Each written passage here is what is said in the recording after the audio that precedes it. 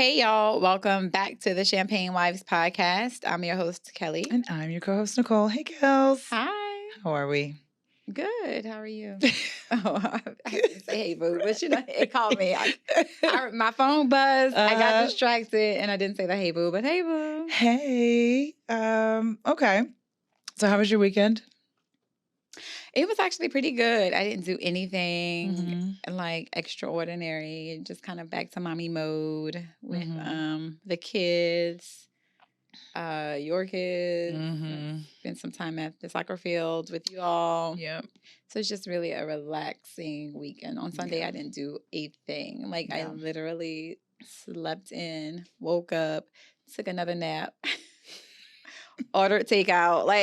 The best day ever. Laid on the sofa. The life. Did absolutely nothing. And at the very end of the night, I decided to put away some laundry. Yeah. Progress. We'll take it. But the laundry had been there, child, for like a week and a half. A win. Yeah.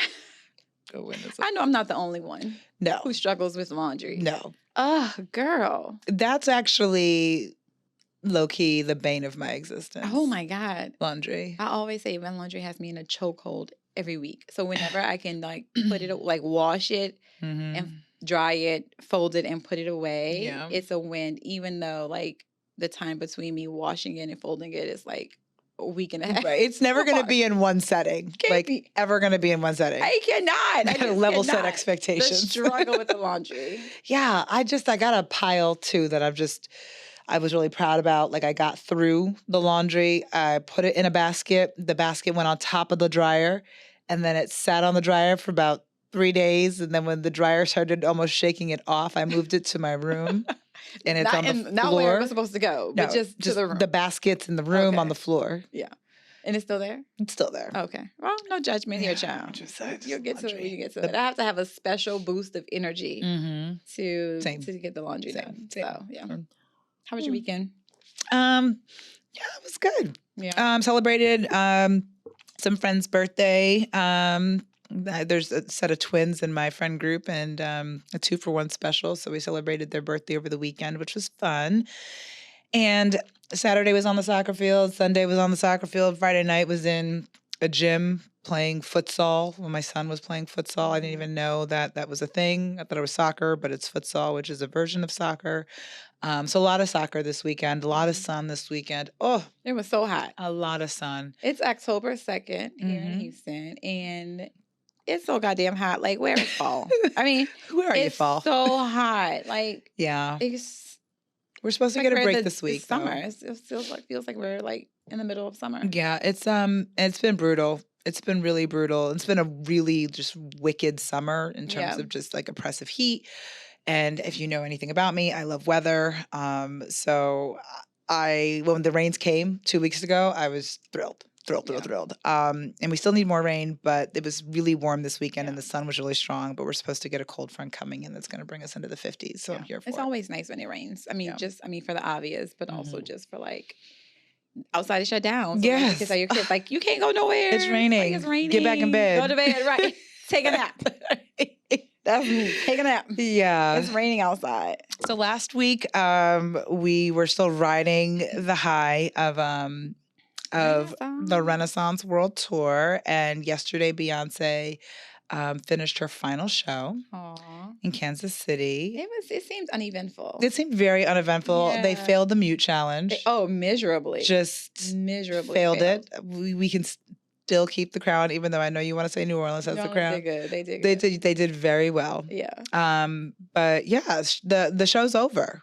It's done. And I'm sure she woke up this morning I have to imagine a Beyonce after doing a tour as long as she did, as epic as it was, wakes up the next morning and just says, nobody say a goddamn I think she feels to two me. things, right? Obviously relieved that it's over and that she can finally rest and focus her attention to something else. But I think she also feels sad too, because it's been her life. It's I watch her dancers on the TikToks and they're all sad and can't believe it's over, and I just can't even imagine how she would feel knowing that like she spent months on the road impacting all these people's lives. Right. The time and the attention and detail that went into the show, and then it's just all over.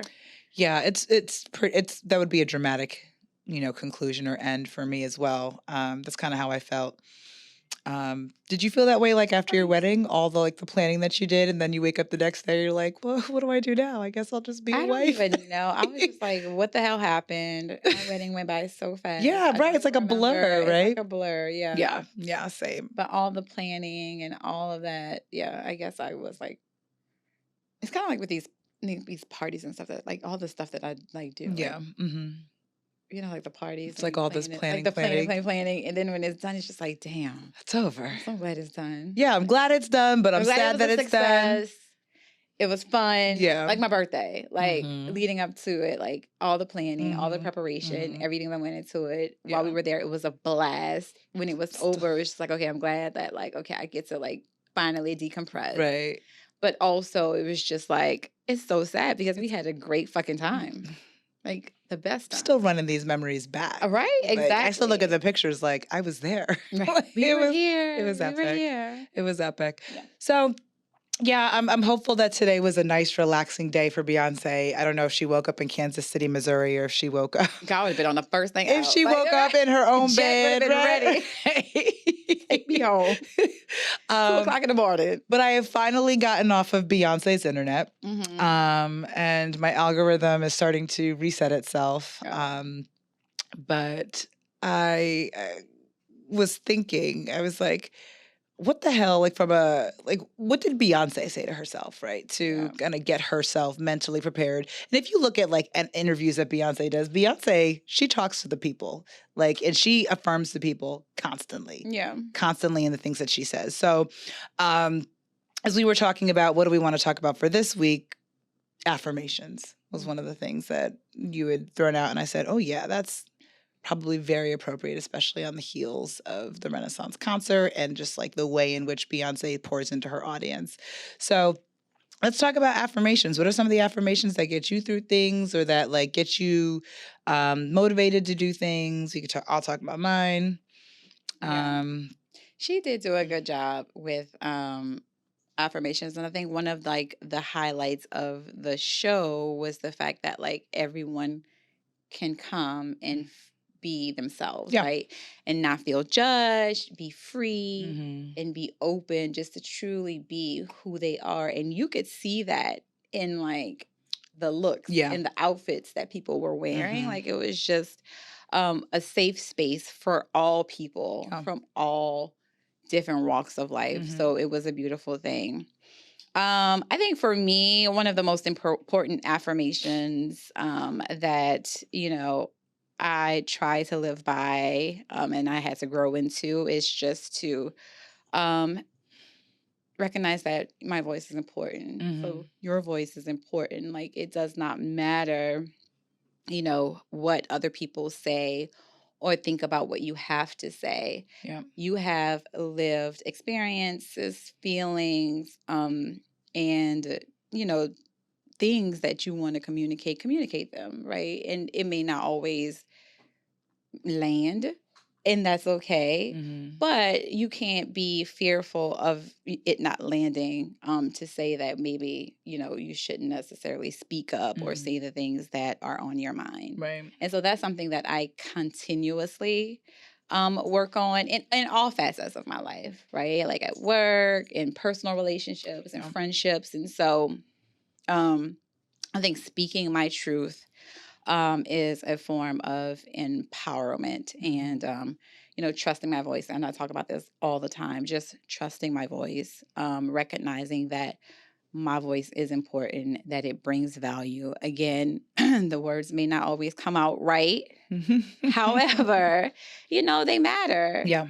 I matter. And so that's something that like is something that I live by, and it's also something that I have to continuously work on.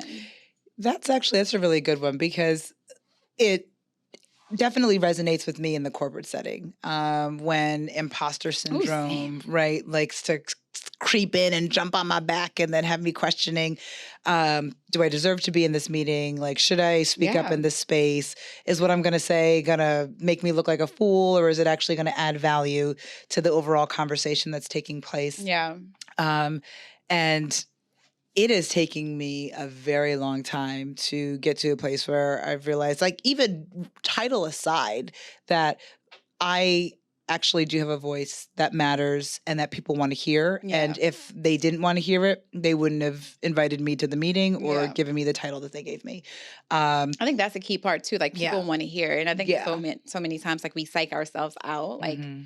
Like to your point, like, is what I am going to say important? Am I going to, like, say something dumb? Like, is it going to land? Like, are these people going to look at me crazy when I say what I have to say? But you're right. A lot of the times, like, people want to hear what you have to say. And it's even just like this podcast. Like, I feel like sometimes imposter syndrome can sneak up in here as well, where we're like, God, what are you doing? Are you really talking to your listeners, your followers about, like, your life experiences and giving your opinions on certain things? And, you know, sometimes it's like, am I really here doing this? Like, it's like, is this me? And at the end of the day, yes. And, you know, people who, you know, take what we say, apply it, listen, give us feedback, great. And then there's obviously the other people who don't necessarily want to take or listen or hear what we got to say. And that's fine, too. And that's another side of it. Like, it's fine. Like, saying something, I know I've said some things, you know, in corporate settings, since we're talking about corporate setting, you know, giving feedback or made some comments where it just, like, it had me up at night. Like, damn, did you say that? Bitches, you about to get fired. Waking you up out of your sleep. Did I say that? Like, oh my God, did I really say that? Yes. You about to lose your job. But no, but seriously though, but at the end of the day, to your point, like, you're here for a reason. You have a voice. You have the experiences. People, you know, you're there for that particular reason. Right. And so, yes, I've had to practice that a lot in corporate America. Yeah. A lot. And I think having representation also helps with that too. It does. Yeah. Because I was actually speaking to one of my executive directors who is African American.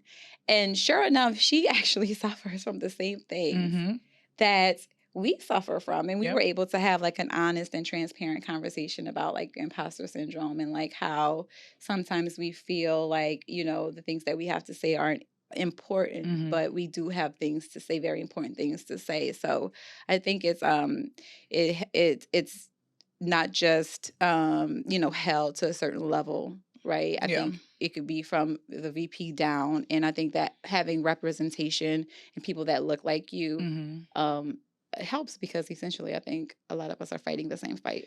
Yeah. And you're right. It's not level based. Like, imposter syndrome has no bias when it comes to level. But one thing, unfortunately, that I at times do see a lot, and I'm sure you see it as well, being in the HR space, is that it tends to afflict people who have higher melanin counts than others, right? And would love for us to get to a place where that's not the case. Yeah. But I also do love the fact that when you see leaders who recognize that, like, they do have it, but that when they start to take the steps to actually work through it, and they work through it, like, publicly, right? So they're seeking to understand. They're not walking in and just, like, giving these directives. They're asking questions. They're trying to get the consensus, or at least the opinions of the group in the room, to try and figure out what the right solve is.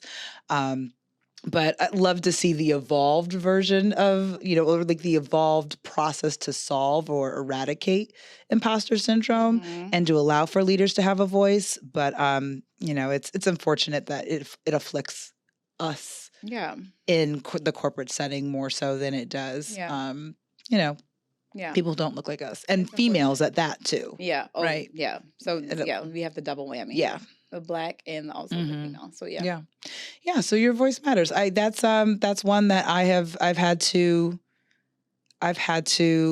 accept as well, and speak and pour into myself also, but then also just, like, pour into others, right? I, like, on my team, even leaders who have greater titles than I do, just, like, when they've questioned, hey, like, did this land okay? Did this Yes, Yeah. it did. Yeah. And people needed to hear it because you addressed the elephant in the room. Okay, so one that I had was I trust the timing of my life. That for me kind of also pairs with the other one, which I'll mention later. But I trust the timing of my life because oftentimes we say, "Why me?" Right? Instead of saying, "Why me?" So why me with the victim voice versus like why me with a level of curiosity to understand like the lesson, the blessing in the experience that's growing me, stretching me. So I trust the divine timing of my life. I didn't have divine in the first time that I said it, but I do believe that everything that is for me happens for me, and what's not for me misses me.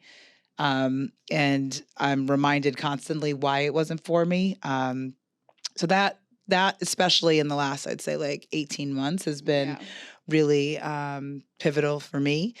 And I'm trying to teach my kids that too. Because they're like, why me, mommy? I'm like, girl, look how long it took you to get it. Oh, Like, with this big age. This big ass age. Exactly. But yeah, I do wish, right, that but and we all say this. So our parents did the best they could with what they had and what they knew at the time, and it's our job generationally to just do better, right, for the generations that follow us, and even a little bit for ourselves. But I think my mom was very much key in helping me understand that like you're no victim, and that's that immigrant mentality. Like you're not a victim. Like you make your circumstances, and I probably over indexed on that. But you make your circumstances, you make things work out for you. But sometimes they just didn't, regardless of how much sweat equity, blood, tears was put into it. It just didn't. So I had to get to a place where it was like, okay, like what's not meant for me is not going to be for me. And that's okay. And that has to do with opportunity, that has to do with relationships, that has to do with a myriad of things. So that's one that I run with. It reminds me of a conversation that we were having the other day. We were like, we ran through, a situation happened. Oh, yeah. And so we ran through the scenario of all the things that had to happen for this one thing to be out in the universe and happen, right? And so it was in that conversation when I was like, bitch, nothing happens for an accident. Like nothing happens, because look at all the things. And we went back and we called it out. This had to happen, this, that, for us to be here. Yeah. So I agree with that. And, Kerry Washington, she just put out a book. And she said that, to your point, like our parents raised us and did the best that they could. But, we are all unscathed. We all, have our issues, some greater than the others. But at a certain point, you have to continue to raise yourself. Yeah. And that is the truest thing, because again, it helps you not to be in that victim mentality as well, right? So if you are suffering from, I don't know, like codependency or insecurity or attachment issues, then go seek the help that you need, right? Don't just sit in whatever state that you're in and feel sorry for yourself. Right. There's so many resources out there and that are available for us to be able to continue to parent ourselves and get the help essentially that we need. But I agree with you. Like that's something that I've also had to work on. I think I've talked about it in a previous episode, just like recognizing that things happen for a reason. And when something is done to me, just flipping it, it's done for me. So if an opportunity does not happen, it wasn't my opportunity, right? Or, I lose a relationship or a friendship that it wasn't meant to be. Instead of sitting in that like victimization space or blaming other people or, even myself for things not going my way, just understanding that, it's all divinity, and what's going to be for me is going to be for me. 1,000%. And it also alleviates a lot of fucking stress. I mean, obviously you have to do what you have to do. I mean, and that's the caveat, because I am a control freak. Mm-hmm. So when things don't go my way, I don't like it, but I have put my every fucking thing into it. Like, I'm not going into a situation half-stepping. I feel like I'm going to give it my best shot. Right. And if after I've done all that I can do and it still does not work out, then, okay, I can trust that the universe was just trying to tell me that Blocking you from something. Exactly, blocking me from something. And so I can accept that. So one that I had was, and this is completely freestyling. Like, I did not prepare for this at all. We're good. I just wanted to I'm enjoying the ride. exactly. I just wanted to feel like what came organic and what came natural in the conversation. But if I had to say, just an affirmation for, just Black women and Black girls, again, I'm going to always stick with have your standards. Like, decide what it is that you want out of life, and do not accept anything less than that. And that pertains to, your career, your education, your friendships, your relationships, who you decide to share your life with. There's just been a lot of conversation about, what Black women should expect, are worthy and accept, and are worthy of. And I don't like that, because I feel like any other race, right, who has aspirations to, date and marry well, right? I think that when we as Black women say the same thing, we're just like, well, you need to just sit back and accept what you can get. Yeah, level set your expectations. I'll be goddamn. I'll be with my goddamn self. Get somebody else to do it. And that's another thing. Be comfortable with being by yourself.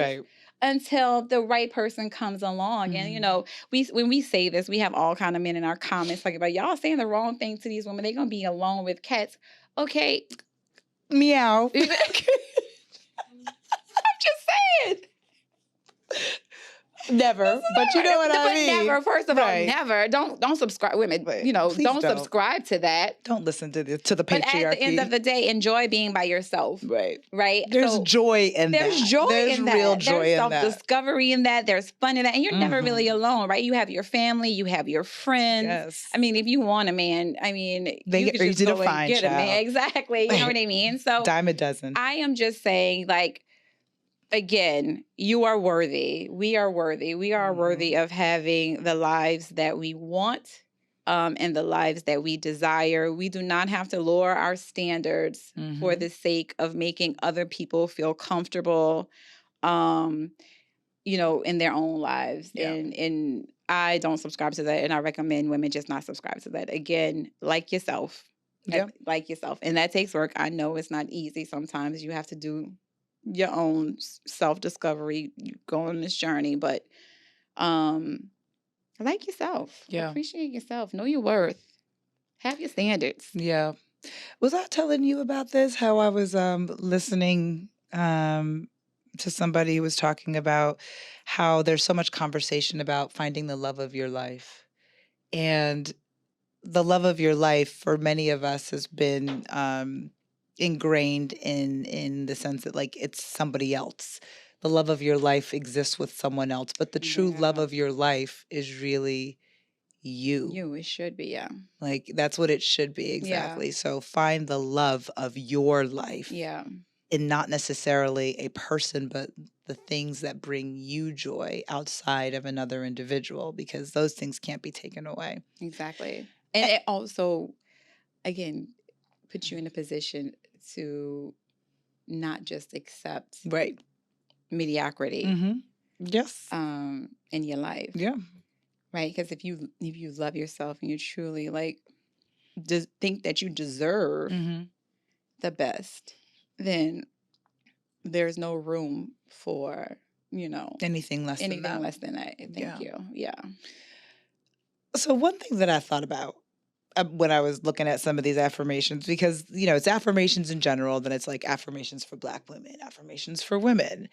And what I didn't like is that the affirmations for women and Black women were just like, I am worthy. I am valuable. I am this. Like base level. Bitch, of course you're worthy. Yes. Of course you're deserving. Valuable. Yes, you're valuable. Like, what other option do you have? Like you're a human being. You are walking this earth. You are God. You are divine. You are God given. So that's a given. Yeah, like that's the baseline. So the fact that the affirmations are starting at like baseline level is just was really disappointing. Yeah, I can see that. It was really disappointing. Yeah, because I was and I saw that too, and I was like, that is so. I never thought of it that way, but that's true. It's very. To me, these are like inalienable rights, right? Yeah. Like whatever the Constitution says, like these are our God-given rights. Of course, like yes, but it should be higher than that. Like these affirmations should not just have us accepting the bare minimum breadcrumb level. That should ring a bell, but it should have us accepting more than. Yeah. More than like our wildest dreams as we talk about here. So what are the comparisons to like the affirmations for Black women versus the affirmations for everybody else, for women in general? Like you give me an affirmation for like a woman in general. Like what is it? I mean, the ones, so I'll say this. Mm-hmm. The ones that I saw for just women were a lot more detailed. Like I am deserving of a life that, and it maps it out. Meets my needs. Yes, that fulfills me, that brings me joy, that aligns me to my purpose. Got you. Okay. You know, that allows the highest version of self to show up every day. And I'm just like, yes, okay, that's what we're talking about. Yeah. Like those are the ones that I was resonating with. Right. I say yes, but the I am worthy. Period. I am valuable. I'm worthy of what? Right. Let's keep going. Let's keep going here. Yeah. So I found that to be interesting. And that probably dovetails into to the Tyler Perry conversation, which I'm hopeful we're going to talk about. Yeah. Okay. All right. My last one. My last one, and I'll tell you, this is probably one that, you know, a lot of I'm just going to say it. I'm not going to qualify it. I don't chase, I attract. We've talked about this so much on this podcast. You and I have talked about it so much personally. And the way that I was raised, product of migrants, but raised by a single mom, you go after what it is that you need. Like nothing's given to you. You have to hunt for it. You have to go for it. And I grew up for the lion's share of my life going after things that I wanted, and realized that put me in an energy space that I don't know if it actually served me, and allowed the highest version or the best version of self to show up all the time. So operating in this more of in the space of attracting, and you know, supporting the this is the divine timing of my life, but you're going to give it your all, and what's meant for you won't miss you, has honestly kind of put me on my head in the last, I'd say, 8 to 10 months. But it's forced me to think about standards. It's allowed me to let go of things that just aren't serving me. Yeah. When I feel like, oh my God, like, am I like sweating on the other side of this, or am I luxuriating on the other side exactly. Of this? Or do I have bubble guts, or like, do I feel calm? Right. What's triggering the anxiety here? Right. And realizing that like anxiety, butterflies, all that, like none of those things are good. That's like my nervous system telling me that like exit stage left. Like this doesn't serve you. So really being more in tune with the physical feelings, but even just like the mental feelings around attracting versus chasing. Yeah. Anything, you know, work, relationships, opportunities, things like that. Yeah. I think it's not just an immigrant thing. I think it's like a black woman thing. Like, because same here, like I was told the exact same things growing up, like go to college, get an education. There was no conversation about like getting married, Right. like, you know, the type of person that you need to like marry, Right. what to look out for. None of that. Like, we just didn't have those conversations. Right. All I knew is that I was going to go to school and I was going to make it happen. Like, do your work, do your best, and then come out and get a great job and then go back to grad school. Like, it was all about There was a plan. a plan just for a high level of independency and success on my own as a woman and as a Black woman. And so and that's great. You know, I think it's gotten us through life pretty. I mean, we've done all right. Like, I'd like to say so. We've done very well. Yeah. But again, to unlearn some of those behaviors, to be able to operate in a more I hate the word feminine space, I know. but just to be able to be in a state where you are allowing the universe to kind of bring things to you, provide exactly, instead of having to feel like you have to always go out and get it. I think is a different level, right? So I think as Black women, or a lot of Black women, I'm not speaking for all, but I think we're all kind of unlearning that be independent, go out and get it type of mentality that our mothers raised us with. And they had great intentions, like the purest of intentions, I'm sure. But yeah, it just, I don't know, you get into conversations about Black women, I just, you know, it served us well, but I think there's an other side to it too. There's another piece to that. And I think the happy medium is, go and do all those things.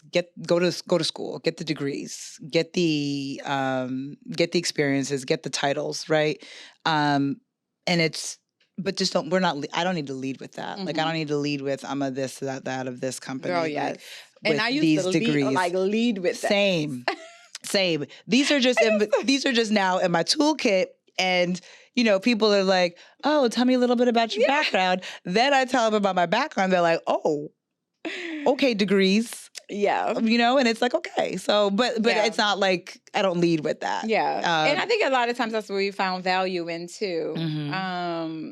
And I mean, again, it's great. It's a wonderful thing. Not saying that it's not, but there's so much. And you're looking at my nails. I know they look a hot. Child, I'm not. I'm looking at your ring. It's, you're looking at my ring? It's bling blinging. Oh, okay. I thought you were looking at my nails. They are a mess, child. They are chewed the fuck up. But that's okay. I'm sure I'm on this natural journey. Anyway, but yeah, so, you know, having the degree, you know, being successful, that is all good and it's fine. But again, it puts a lot of Black women, I'll speak for myself, like in our masculine energy, right? Because we feel like we have to, that our value is in what we can provide, what we have accomplished, what we have done.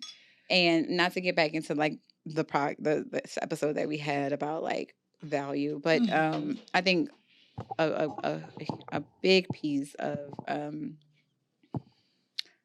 a woman's value is how she, again, shows up in a quiet space. Yeah. You know what I mean? And silent but deadly. Exactly. And how she does allow the universe to bring, right, the things to her. Right.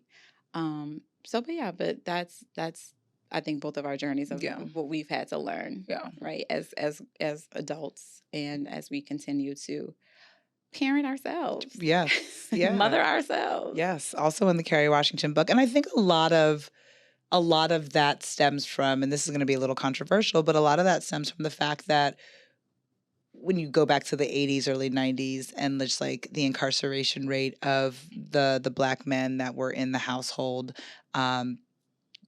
we had one of two options: either allow the government to provide for you, or you provide for yourself.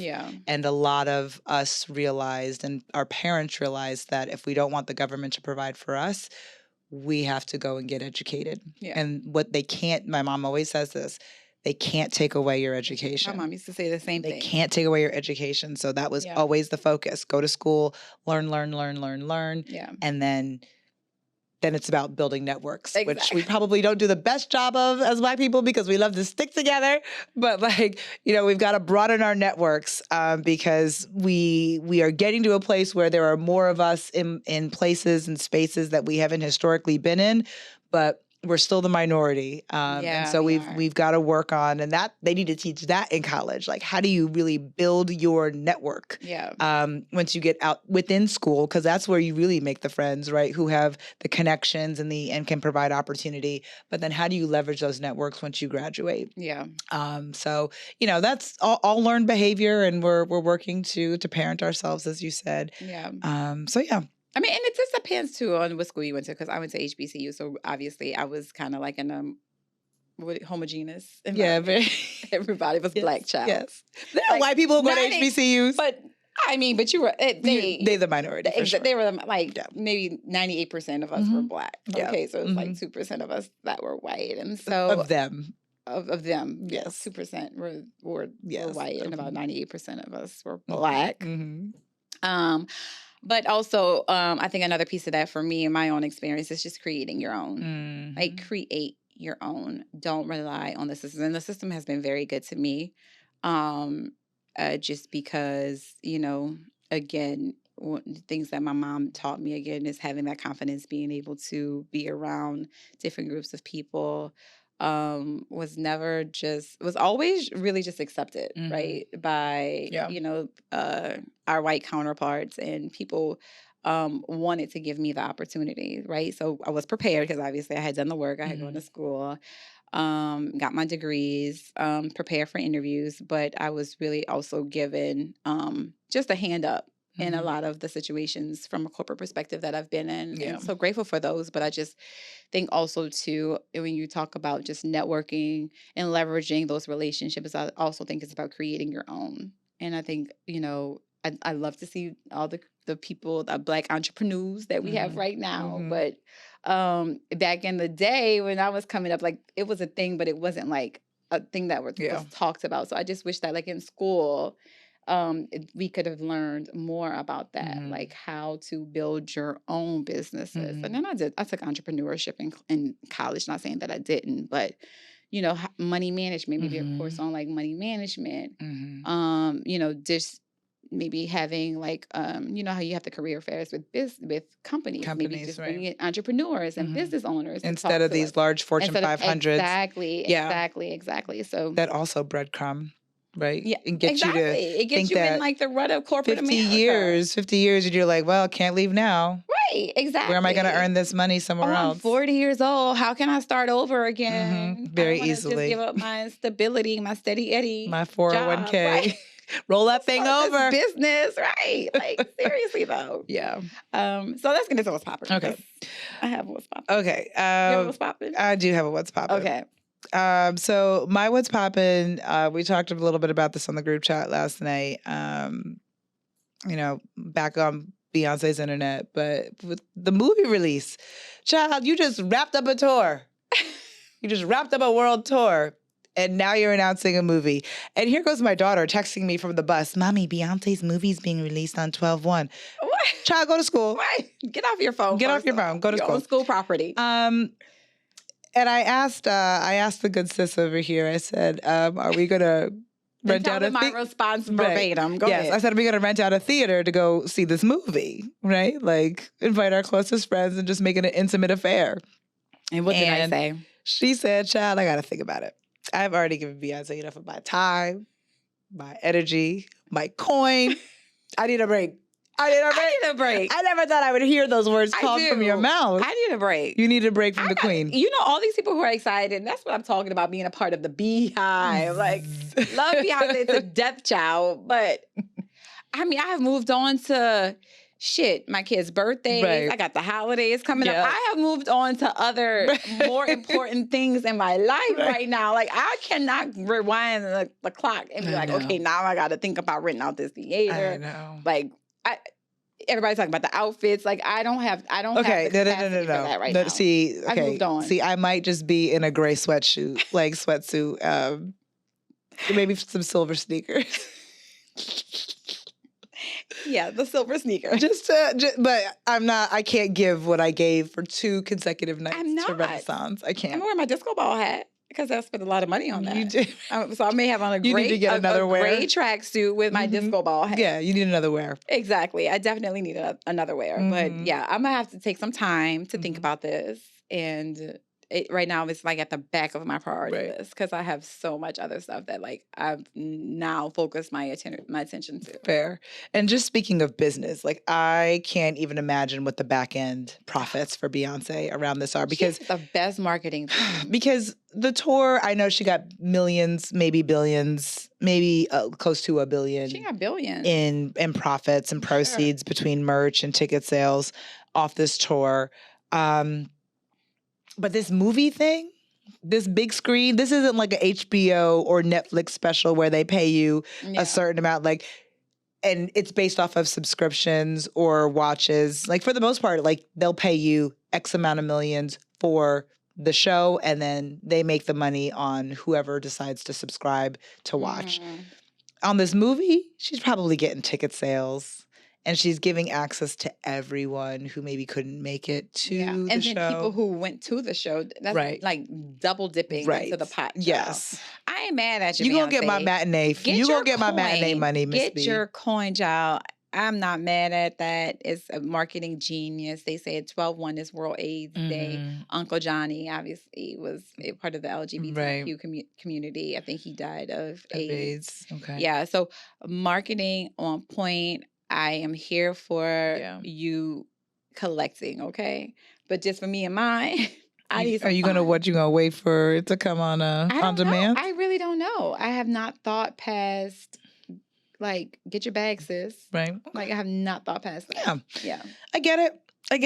I need a break too. I need somebody else to take lead, could take the charge. Because I feel like I took the lead on the Renaissance World Tour. I need one of my other friends to take the lead. So I'll look into it. If somebody wants to take the lead, look at like theaters, renting it out, just tell me what I need to pay. Yeah, I'll look into it. Yeah.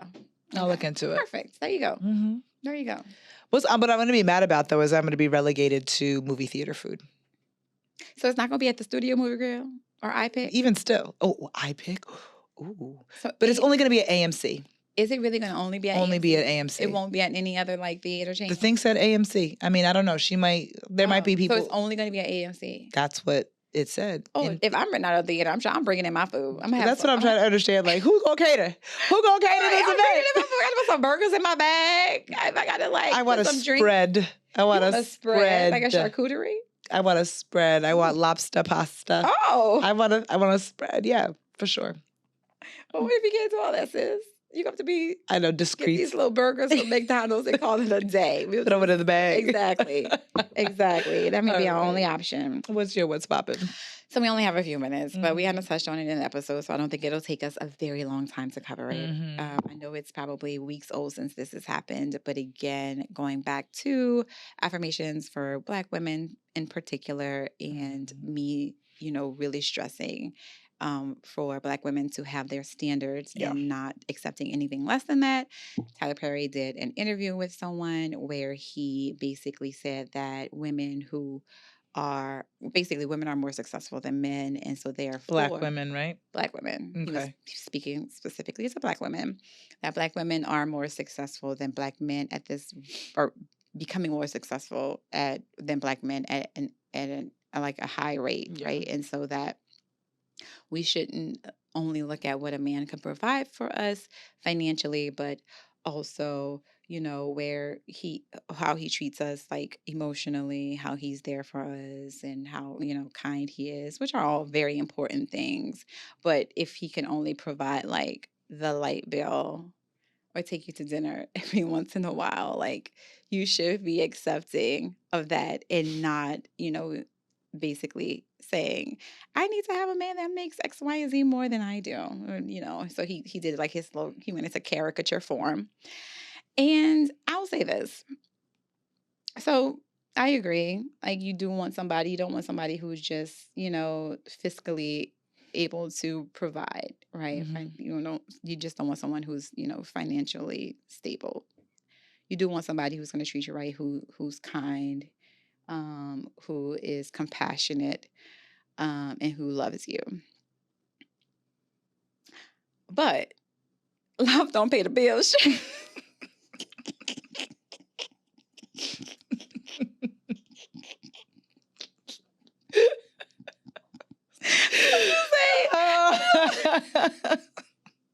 Love do not pay the bills. And I'm telling you, finances are like the number one reason why people get divorced. Sex and money. Sex and money. So if you like seriously think about it, like you could have the greatest person in the world, but if y'all are struggling financially to make ends meet, that is going to be another level of aggravation that like you won't even be able to take at the end of the day. Yep. I think, what he said, he thought that sounded good in theory, but in reality, that is just, it's unrealistic. It's unrealistic to expect that, especially as a woman, that you've done the work for yourself, you've become successful, and you just, at this point, need, I don't know, somebody to like, I don't know. Counterbalance that. No, but you not even counter, not just emotionally. Like to expect that like a woman who has done well for herself only needs a man who's going to be there for them emotionally and not be able to bring equal, if not more, to the table than they do. Like I just think I think that's completely unrealistic, and I think that people need to stop again telling Black women what they should and should not expect or desire in a partner. Like. Come on. Two things. So he's basically pandering to the women that Kevin Samuels would shit on. And like, who used to be like, well, what do you bring to the table? Right. I hate that saying, but like, what do you bring to the table? You're this, you're that. Like, so that's disappointing. Second of all, I can't listen and or respect anything that comes out of a man's mouth. And specifically a man who has made billions off of degrading, making fun of Black women and mocking Black women. Yeah. Like, it's not as if he, builds up Black women in any of his, in many of his movies. Yeah. Maybe, and even if he has, like, Diary of a Mad Black Woman, like, that, I think the movie in itself did build up Black women, but the title. Yeah. God damn. Right? Like, so I have a really hard time listening to anything that he says. And what he's doing is perpetuating Black women being accepting of the breadcrumbs and less than, and really just spits in the face of everything that I know that my mother has taught me, your mom has taught you, that like millions of other Black women's mothers and parents have taught them. Yeah. And I think if we want to improve our status and state as a society and as a people, we can't subscribe to that. Like we literally have got to delete all evidence of that interview, and we have got to block that out. How? Like, how are we supposed to elevate as a people? And we are, again, I don't even think we were praising Black women for like going to school and getting a college degree. Like, okay, we're doing that, and people are acknowledging it. Maybe not praising it, but they're acknowledging it. But in the same breath, instead of telling Black men to aspire to the same, right, they're telling us to lower our standards. The fuck? I just cannot. Like the audacity of it all. I know. The audacity of it all. And that's why I say, Black women, love yourself. Right. Love yourself. And there are a lot of Black men out there who are doing well, who are not players, who are not whores, who are kind. We're not for the streets. Exactly. Like, don't subscribe to like to that, there aren't enough good Black men out there, because I don't subscribe to that. I tell my friends not to subscribe to that. I will tell my daughter not to subscribe to that. And if you have not found the one yet, like yourself. Be by yourself until the one comes along, because the nerve. You're like the pomposity of it all. Audacity of it all. I know. And then, Black men, get yourselves together. And it's possible. It's possible. It's so possible. Just as much as we as Black women have, taken the leap and, decided to get after it, be successful, accomplish things in life. Black men can do the same thing. And I think that is where the conversation needs to happen. Yeah. Not about Black women lowering our standards. Right. In no way, shape, or form. Agreed. Not happening. Agreed. Wholeheartedly. All right. Perfect ending. All right. So we'll be back next week. You can find us on Instagram, TikTok, emails, all that stuff, Facebook, Champagne Wise Podcast. Thanks for the conversation. Thanks for checking in, and we'll see y'all next week. Bye. Same time, same place.